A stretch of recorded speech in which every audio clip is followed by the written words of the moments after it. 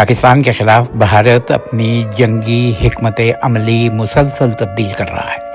نئی حکمت عملی میں پاکستان کے مختلف شہروں کو ڈرون حملوں کے ساتھ نشانہ بنایا جا رہا ہے۔ پاکستانی فوج کے مطابق اب تک 30 کے قریب ڈرونز گرائے جا چکے ہیں اور یہ تمام کے تمام ڈرونز اسرائیلی ساختہ ہیں۔ اس کے ساتھ ساتھ افواہوں کا بازار گرم کیا جا رہا ہے۔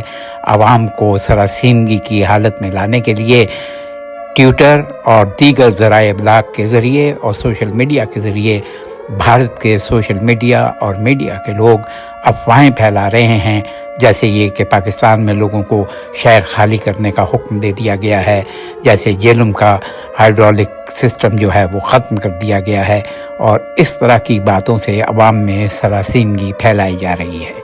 یہی جنگ کی حکمت عملی اور یہی جنگ کی ہولناکی بھی ہے۔